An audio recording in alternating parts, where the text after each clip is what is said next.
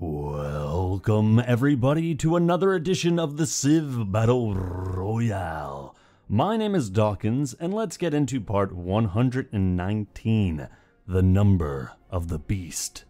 Ladies and gentlemen, welcome back to the Civ Battle Royale. My name is user Boars the Stylish, longtime fan and newly appointed member of the CBRXPR. Oh, congratulations, dude. And I will be your guide as we continue to the race for 8th. Shoutouts to user Costolo Jimenez for this week's OC, parts 102 to 118 in a nutshell. The weekly installment of the tile-accurate map, where we see that Brazil is in fact rather large.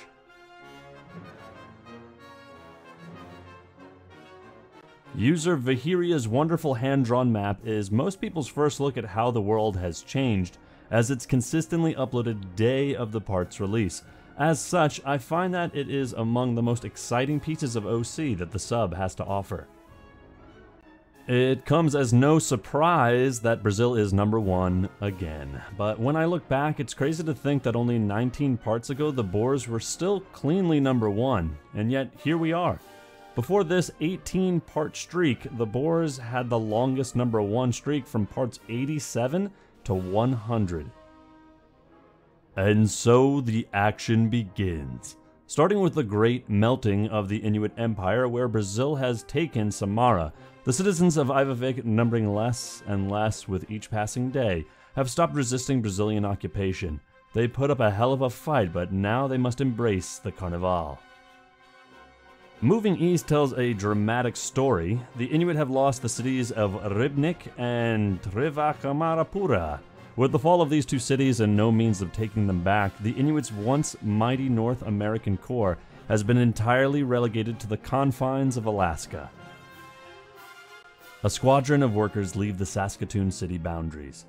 The workers, Inuit by birth and Canadian by ancestry, had been living a peaceful life in the rich Inuit heartland, but in the past years, brutal bombings from Icelandic and Brazilian planes tore the city into ruins. It seemed a hell that never ended, but suddenly the planes stopped flying overhead. The Inuit had been chased out of the region. Brazil was now protector of these lands. We pick up where we left off in the race for 8th as the island nation of Greenland loses the city of Njarðvík. Ingolfur Armason, now stationed in Selfoss, is informed of their loss. They are down to their last 3 cities, and they are running out of men to defend it.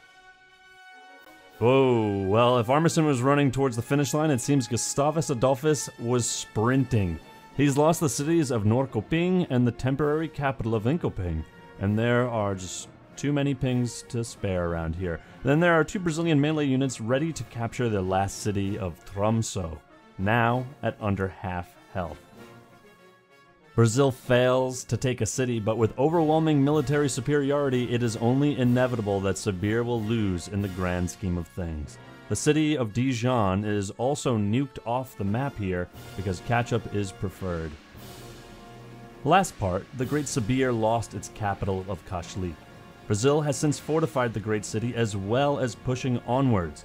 Ust-Kamenaya has also been swallowed by the Green Blob, with a fresh line of robot infantry defending their new gains.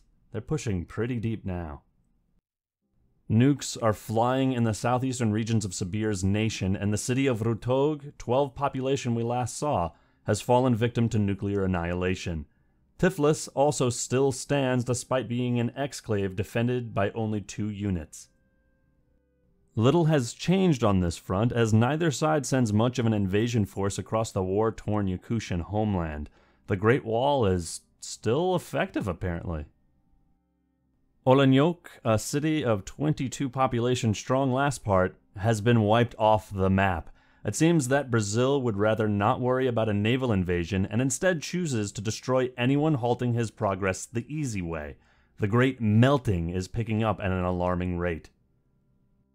Korea continues to defend stunningly well. Perhaps they might even succeed at retaking Wat Jalum, or perhaps they might succeed in dying 5th. That's something to strive for. Korea has avoided losing cities in their core during this turn, though Suwon is surrounded and melee units near both Kaesong and Gyeongyang. Their defense is truly impressive, I must say. They are the Turtle Kings. We see the last of Korea's cities, including Jeonju and the newly allocated capital of Osaka, a city which originally belonged to Japan. Jeonju looks sure to fall, but Osaka being the capital is just more proof of Korea's everlasting loyalty. Nuclear warfare continues being the main strategy in the Brazil-Australia conflict, with the city of Geelong being the latest city taken off the map. Man, oh man, Brazil, as soon as they consumed up the Buccaneers, they've just gone nuke crazy. Batam is also in yellow, though no nearby melee units could take it. Though only Saigon has taken damage of Vietnam's on-screen cities, it is the other cities that look primed to fall. Haiphong, in particular, is almost entirely surrounded by Brazil's mighty army, yet it is defended by a lone caravan. Barnaul, a young city which has been settled recently by the Inuit, has been nuked off the map. Take that, settler, you piece of crap. This leaves 3 cities on mainland North America that do not yet belong to Pedro. Qaqortoq is also surrounded by Brazilian troops and looks sure to fall. If it were not for the horrifying population per square mile, Coffs Harbour would likely be the world's most peaceful city. The largest city in the world is totally isolated from the horrors of the world around them, and the millions living there have never known war. There's gotta be an anime about this or some bullshit, or perhaps this is just another good Matrix reference, where all of the citizens of Coffs Harbour are actually just in some kind of isolated chamber having visions of a better world pumped into their brain. Perhaps the CBRX. Every continent is threatened by Brazil. South America and Africa are both entirely owned by Brazil, and they don't plan on stopping there. One city stops them from owning all of Europe. 4 stubborn Inuit cities remain halting their advance in North America. And finally, these final 2 Australian cities remain in Antarctica.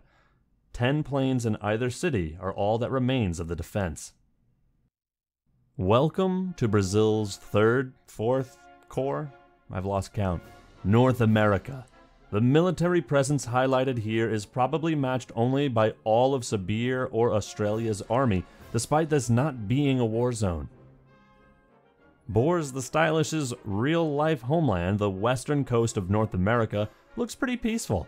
Despite this, a massive standing army remains at all times, monitoring the citizens of these former Blackfoot and Mexican lands to prevent any potential Blackfoot snipes that are incredibly likely to happen. Once the capital of the most powerful nation in the world, Pretoria has been relegated to a small 8-pop city in Brazil's 2nd core of Africa.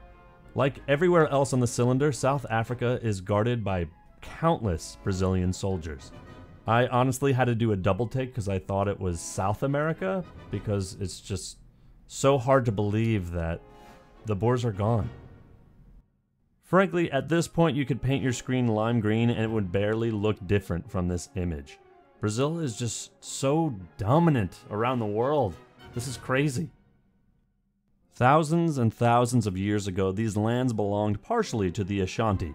Though they were the 2nd civilization eliminated, their lands still stay relevant as the green blob utilizes its resources and does reenactments with Brazilian pikemen to honor our Ashanti brethren. After that brief intermission, we return to the action on the front lines. Greenland has become just that, green. It's completely evicted any of the other inhabitants from the western portion of their island with the fall of Mosfellsbar, leaving the remnants of the nation eastward. Greenland has also lost the city of Selfos to Brazil, leaving them at 1 city, Akranes. No less than 4 melee units are in range of Arneson's final city. It seems they will fall very, very soon. What the hell? Sweden, who are you, Korea? They've avoided elimination this turn, a miracle considering the position they found themselves in last turn. I believe their defense was made possible only thanks to the 10-plane station in Tromsø. Nonetheless, they are well and truly out of units. 8th place is calling Adolphus. Miraculously, it seems Sibir has once again lost not a single city on this front. Viraconium, Hamalina, and Pokrovotskio are low on health, with Brazilian units approaching dangerously close, however. While this front continues to see little change, the defense of Tiflis is surprisingly effective, and despite it being surrounded on all sides by Sibir, they have made it to 3 turns of Brazilian occupation. Another turn goes, and another city bites the dust. Timor, one of Yakutis's very earliest cities, has been nuked off the map by Brazil. Korea is somehow still defending like a champion, managing to avoid losing a single city for 2 turns straight.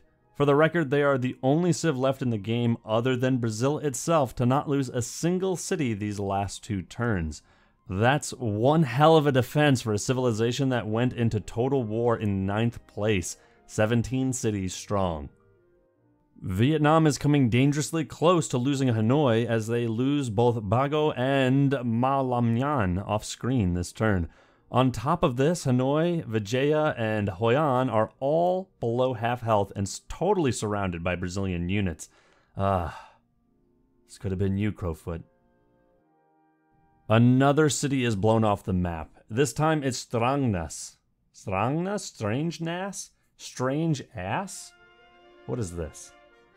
What is it?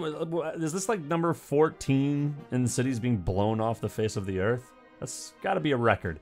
It's crazy how numbed we've become to the thought of a city of millions of civilians being wiped off the planet entirely. This is just every day.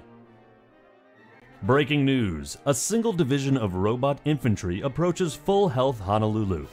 I have a bad feeling about this, said the division's leader when pressed by journalists. As another Australian city is blown to bits by nuclear weapons, the people of Traralgon know that it is up to them to put up Antarctica's final stand. But I think it's going to be much like the X-Men Last Stand, in which it will be terrible. And so the tale of Ingolfur Arneson ends today. The Terror of the North began his rise to the top from humble origins. An isolated island on the outskirts of Europe, the Icelandic people seemed doomed from the get-go, getting initially ranked 56th of the 61 civilizations in the cylinder.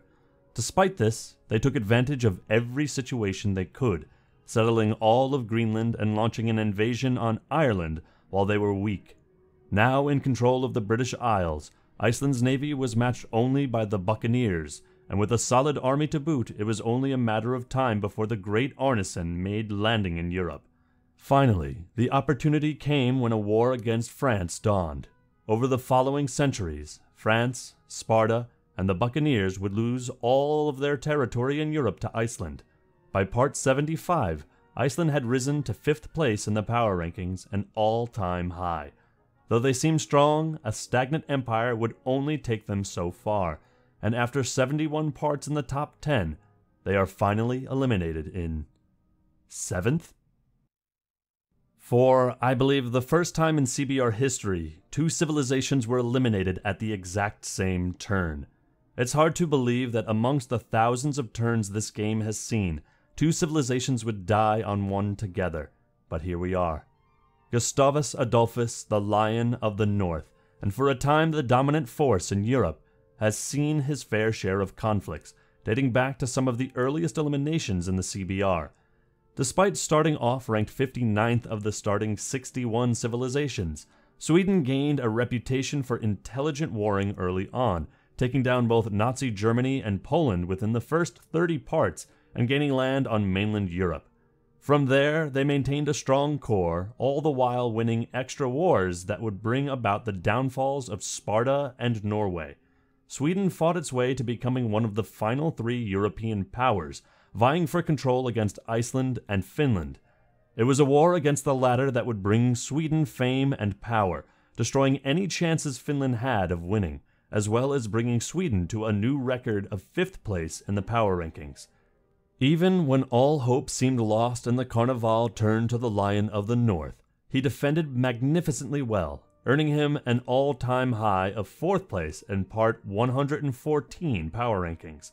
Despite a strong defense, Sweden's tiny core was no match for the Brazilian army, and they finally succumbed 8 parts into total war, to tie for 7th place.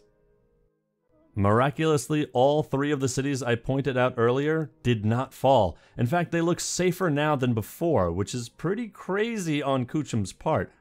I also wanted to talk more about what happened in the last 2 slides without making the wall of text impossible to read on mobile, so I'll use the space here that's instead. It's free real estate. The previous part was called the race for 8th, and yet, ironically, not a single civilization will be ranked 8th. No cities have swapped hands on this front either, further proof of Kuchum's ability to get that grind on. Ugh. Bamda does, however, look primed to fall, and I suspect Kuchum's string of success ends with the city that won him his war against Vietnam. Yet again, Tiflis is safe, but there are 2 melee units within range of the Brazilian exclave, meaning that perhaps Sabir could finally take some action. Yakutia, once the strongest nation on the cylinder, is now the location of arguably the least relevant front in the game. Despite relatively flat terrain and tons of planes bombarding city after city after city, it seems no one is willing to send an army into some of the most poorly defended cities on either civ's border. It took until the final turn of the part for Korea to lose a city, and it's the one pop city of Sendai, which fell to Brazil. Hamhung is low on health, but Korea's lands seem mostly Brazil-free, Hamhung included. Brazil is mounting an all-out attack on what remains of the Inuit, conquering the Aleutian city of, here we go, Akayakokokonik. Sure. Yeah, I had fun with that, Boris, thanks for that. And surrounding both Kasakutuk and King 8. Man, oh man, can't wait for them to be green. Hoi An avoids the Carnival, but with Vigeia and Hanoi under Brazilian control, it is clear that Vietnam is on the verge of collapse. Hanoi is an important city for a multitude of reasons. For one, this means that only Australia and Brazil remain in control of their original capitals, and second, Hanoi was the last capital in the world that had never once gone into enemy hands. This is the first time. Until now. Vietnam is left in a sorry situation. Starting the part with 12 cities, they are now reduced to 7, with many sure to fall after. Quite the fall from a civ that started Total War with 66 cities total. So now the question remains, can anyone beat Vietnam in the race for 6th? And so ends another part, with a rather anticlimactic view of Honolulu. We see that the robot infantry that entered Honolulu's waters not long ago did indeed fail his mission to conquer the Polynesian capital, but that should surprise no one. This has been User Bores the Stylish. Thanks for reading. Okay, well actually one last thing. I find it fascinating just how drastically Total War has changed my view of Korea. When Total War began, they had 17 cities. Iceland had 48, Sweden 29, and the Bucks 23. All had more cities than Korea, yet they all found themselves dead well before. To add to that, Vietnam had 66 cities, and they now find themselves at 7, which is less than Korea again. Finally, the Inuit began Total War with almost 1 million more soldiers and a whopping 76 cities. They now find themselves at only 16, based on the minimap at least, to Korea's 10. Mad respect for the Turtle King. Now, woe to you, O earth and sea, for Pedro sends the beast with wrath. Because he knows that time is short, let him who hath understanding reckon the number of the beast. For it is a human number. It is a number 6. The race for 6th begins. Oh, and before I forget, thanks very much for listening to the audio narration. My name is Dawkinzz, and we'll see you next time.